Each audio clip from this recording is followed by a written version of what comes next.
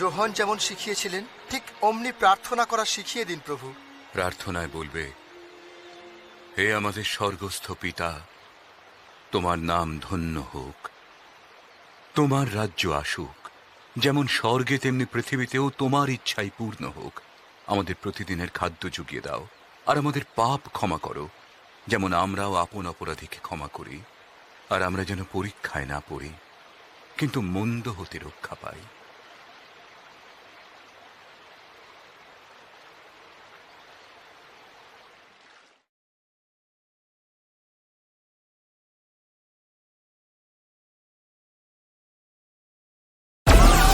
Download Moj.